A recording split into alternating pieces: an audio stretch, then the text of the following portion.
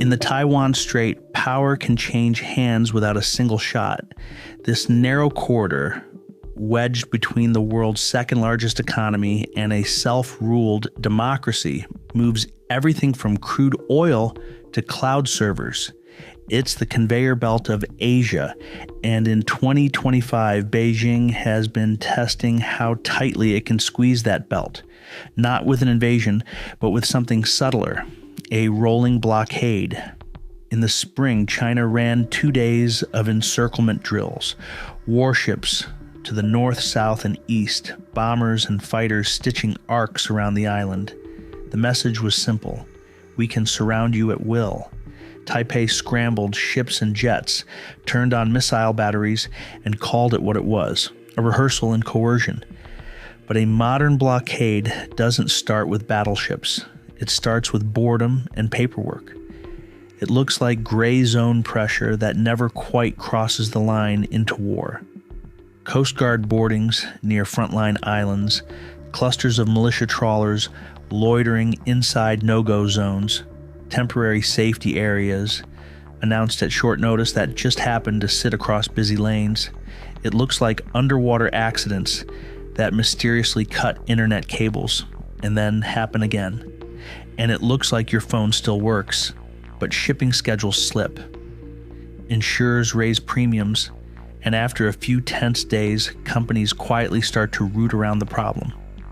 Layer on top a second front you can't see: the network war. Taiwan's government systems now absorb millions of hostile probes and attacks every day, most traced to across the strait. In a crisis, that tempo spikes.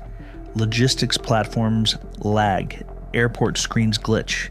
A port control room sees a wall of red timeouts and slows a berth assignment by an hour. None of it makes a headline. All of it adds friction. Why is a slow squeeze so dangerous? Because of where Taiwan sits and what Taiwan makes. Start with the map. The strait is one of the planet's busiest sea lanes.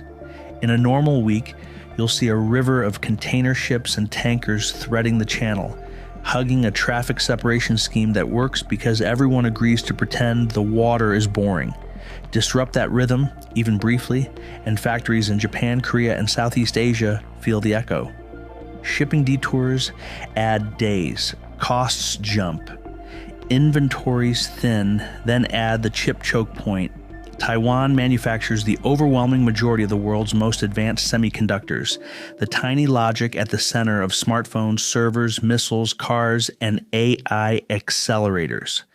If that ecosystem stalls, the shock travels well beyond tech. It ripples into defense timelines, medical devices, industrial automation, and the cloud capacity that silently runs the modern economy. Analysts price a full war over Taiwan in the trillions, but you don't need a war to trigger pain. A credible blockade scenario alone can make markets flinch. And finally, energy. Taiwan imports almost all of it, LNG and oil arriving by sea. In a blockade, you don't need to stop tankers. You can delay them. Inspections. Weather. A little noise in the system and power planners start juggling gas reserves, coal stockpiles, and maintenance windows. The lights stay on until they don't. So what stops a slow squeeze from becoming the new normal? Law, logistics, and deterrence.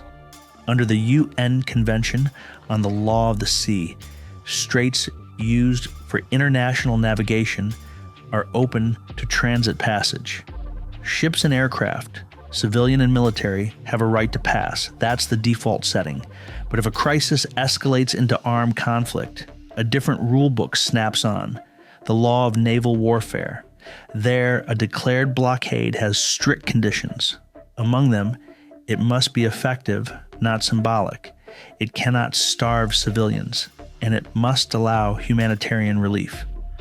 Beijing's recent pattern lives deliberately between those regimes. Coast guards instead of destroyers. Exclusion zones instead of declared blockades. It creates the effect without the label. Taipei's answer has been to treat the gray zone like a muscle you can train.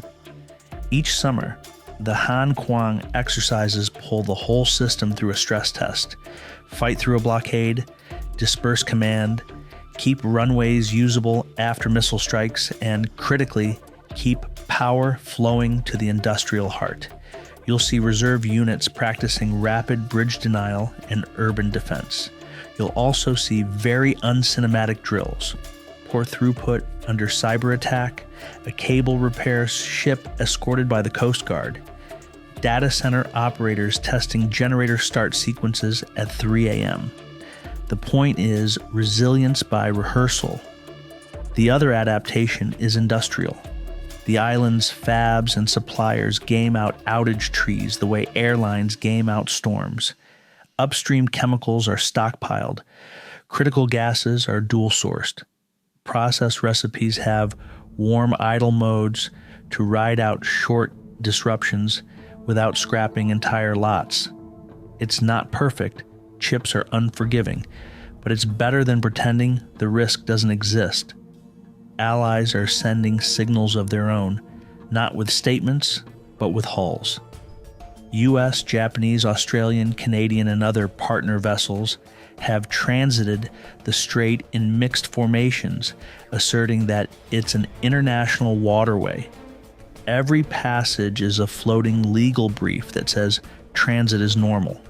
You don't have to shout a rule if you demonstrate it calmly on schedule. Meanwhile, Beijing has widened the toolkit.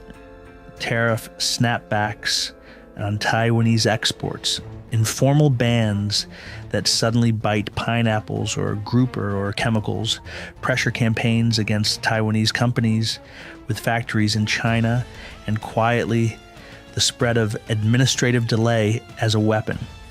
Regulatory checks that never end. Global business is hedging. Some suppliers have moved pieces of production off island. Southeast Asia, the US, anywhere a second source can exist. It's not decoupling, it's optionality. The goal isn't to leave Taiwan, it's to make a future crisis survivable. So if you're sitting in a maritime headquarters asking, what does an actual blockade look like? Here are 3 versions, from least to most explosive. Scenario 1. Customs at sea. China declares temporary inspection zones near the choke points. Coast Guard cutters and swarms of fishing vessels shadow commercial traffic, request documents, and invent reasons to escort ships out of lanes. Insurers bruise, captains reroute. Beijing says, we're not blocking, just ensuring safety. Taipei keeps ports open, but every schedule slides to the right. The counter is legal and practical. Allied transits through the strait, notes to the maritime authorities, and a very public refusal to treat the zones as binding. Scenario 2, Quarantine Plus. PL, a Navy and Air Force layer rotating boxes around key ports, Kaohsiung, Keelung, Taichung, while cyber attacks spike and 2 undersea cables have faults in the same month. Energy cargo gets special attention. LNG carriers are advised to slow or reroute. Taiwan burns reserves, load sheds at the margins, and leans on diesel. The fabs keep priority power, but upstream suppliers don't. A single missing input halts an entire line. Markets don't wait for the press release. They reprice risk immediately. The counter is harder. Convoy-style escorts without escalation, rapid cable repairs, and aggressive redundancy in energy and logistics. Scenario 3, declared blockade, notices to mariners, live fire zones, and announced interdiction line. Now the law of naval warfare governs, and with it a dangerous clarity, effective presence 24/7. Humanitarian corridors to police, a foreign flag tanker that refuses to comply. Every interaction becomes a decision point that can escalate in minutes. This path is costly for Beijing. It risks uniting a counter-coalition and forcing the very confrontation it says it doesn't want, which is why the most likely path is the slow squeeze, It weaponizes time, and time is exactly what Taiwan is trying to buy by hardening the grid, diversifying fuel contracts, fixing cables faster, decentralizing command, and rehearsing how to keep a complicated country running under pressure. There's a bigger contest here than ships and jets. It's the fight to define normal. If normal becomes Coast Guard boardings, cable cuts, and creeping holdups, then the blockade arrives without ever being named. If normal remains steady traffic separation, routine overflights, and a boring nightly news, then the squeeze never sticks. Deterrence in this theater isn't one thing, it's three. Legal deterrence, keeping the strait under transit passage rules, not unilateral domestic waters. Practical deterrence, making any attempt to choke Taiwan expensive, messy, and reversible, so shippers keep sailing and factories keep humming. Industrial deterrence, protecting the chip heart that powers everything else. As long as that heart keeps beating, the world keeps paying attention. Will it work? The answer lives in small, unglamorous victories. A tanker that doesn't divert. A cable fixed in days, not weeks. A port call that stays on its time slot even as a drill spins up offshore. It lives in allied ships that show up, say nothing dramatic, and keep going. And it lives in a public that practices air raid drills in July and still goes out for noodles after. In 2025, the headlines ping-pong between drills and denials, transits and tantrums. But the stakes are bigger than a news cycle. This is about whether the arteries of global trade can be squeezed by one actor's patience, and whether a democracy on a busy sea lane can make boring its greatest shield. Sometimes the most decisive victories don't look like anything.